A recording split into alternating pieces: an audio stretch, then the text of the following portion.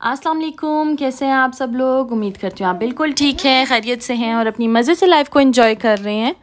आज का व्लॉग मैं स्टार्ट कर रही हूँ थर्सडे से और थर्सडे मॉर्निंग है। बच्चों को अभी मैं स्कूल छोड़ के आई हूँ और अभी मैं आई हुई हूँ क्लिनिक में। ये एक प्राइवेट क्लिनिक है, घर के पास है और यहाँ पे मामा का था आज अपॉइंटमेंट, क्योंकि मामा के हाथ में एक मसला हुआ है। तो हम लोग ऑपरेट करने से बचना चाह रहे हैं, तो उसके लिए आपको मतलब एक ट्रीटमेंट लेना होता है। उस ट्रीटमेंट के लिए हम लोग आए हुए हैं। और मज़े की बात आपको मैं बताऊं, इसी क्लिनिक में मेरा ज़ुहान हुआ था, तो कुछ अच्छी बुरी यादें वाबस्ता हैं इस क्लिनिक से।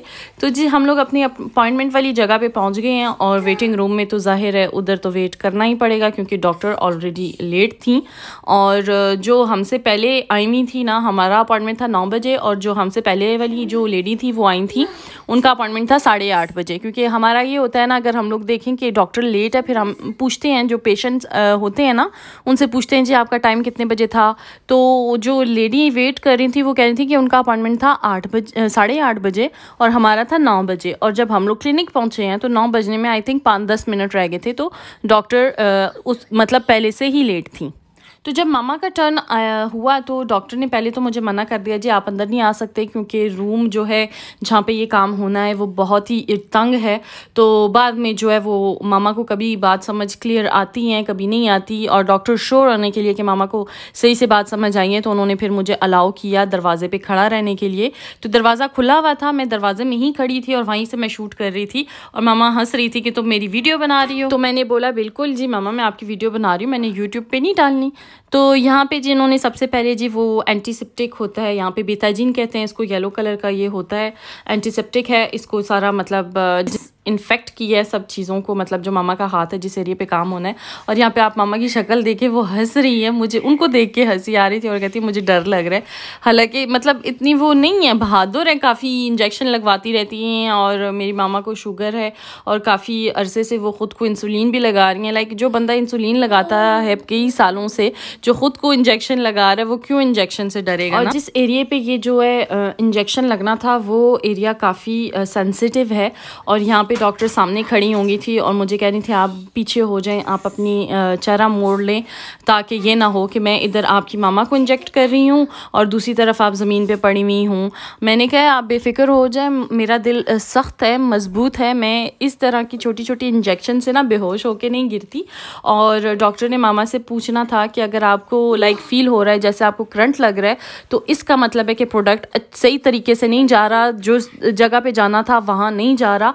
अगर आपको मतलब पेन फील हो रही है, इसका मतलब है कि दवाई सही जगह पे जा रही है। बस इतना सा काम था।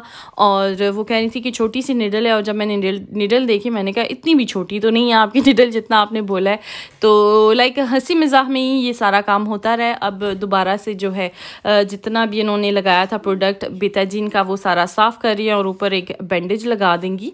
और उस बैंडेज को मामा ने रखना है थोड़ी देर, लाइक जिस तरह आपको कोई इंजेक्शन नहीं लगता, थोड़ी देर आप बैंडेज लगा के रखते हो, और सेम वैसा ही। और काम करने से रोका हुआ है, लाइक काम कर सकती हैं लेकिन वज़न उठाना, भारी भरकम काम करने से रोका हुआ है।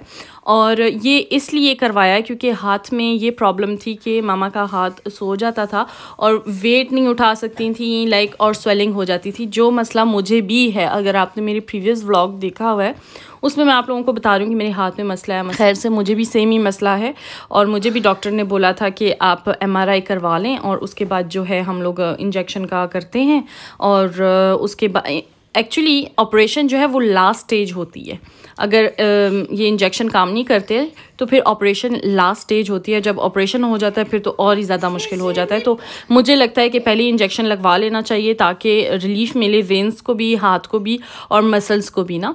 तो ये चलें जी, अपनी अपनी सोच है। और बस अभी बैंडेज की तैयारी हो रही है और बैंडेज लगना है। तो उसके बाद जी हम लोग पहुँच चुके थे मॉल। वेडनेसडे से सेल्स स्टार्ट हुई हैं, तो मैंने कहा चलो मामा ने अपना इंजेक्शन वगैरह लगवा लिया, काम तो करना कोई नहीं है, तो जाके ना मॉल्स में मैं थोड़े बहुत बच्चों के कपड़े ले लूँ और देखूँ कितनी सेल क्या कुछ लगा हुआ है। और आप यकीन करें लोगों ने कुछ छोड़ा ही नहीं है।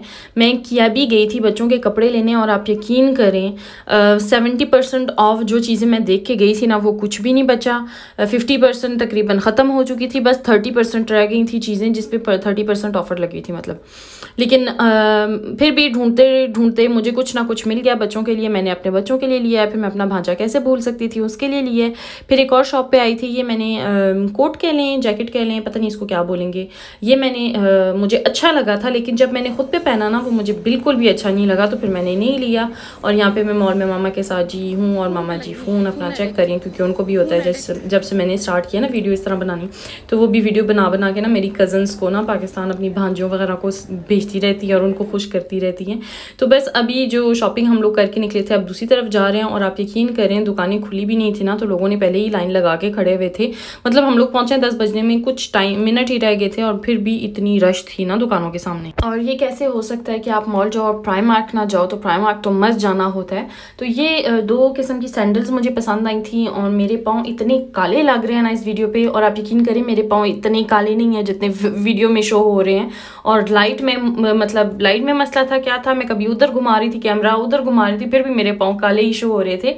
तो ये दोनों सैंडल्स वाइट कलर की मुझे बड़ी मज़े की लग रही थी और मैंने फिर नहीं ली, क्योंकि पहली वाली जो थी वो मुझे मसला हो रहा था कि मैं बार बार उनको खींच के पहनूं, और फिर मैंने कहा चल ये तो सेल में है ही नहीं, मैं बाद में आके भी ले सकती हूँ।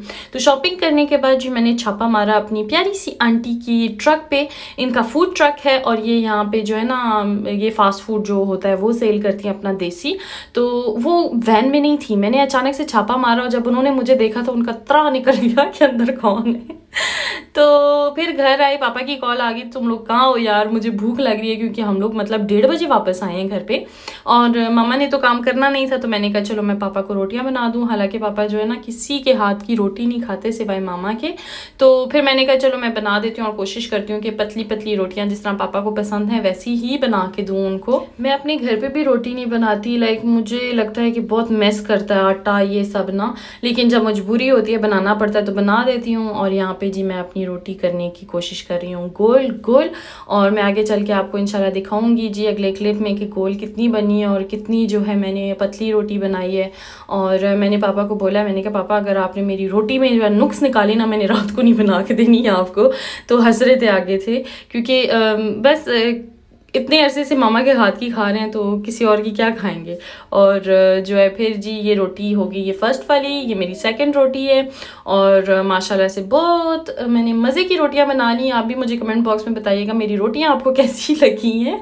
तो उसके बाद जी मैंने किया थोड़ा सा रेस्ट, क्योंकि फिर जो हो जाना था बच्चों का टाइम। रेस्ट करने के बाद जी मैं पहुँच गई हूँ बच्चों की स्कूल। और अभी जो है ना नेक्स्ट ट्यूसडे से इनको 2 महीने की छुट्टियाँ हो जानी हैं जो समर वेकेशन होती हैं। और खैर से मेरे दोनों बच्चे पास हो रहे हैं नेक्स्ट क्लासेस में।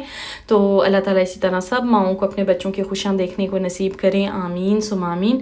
तो यहाँ पे मैंने अभी जुहान को लिया, अब जुहान को लेने के बाद मैं लूँगी अयान को और उसके बाद जी हम लोग जाएंगे घर।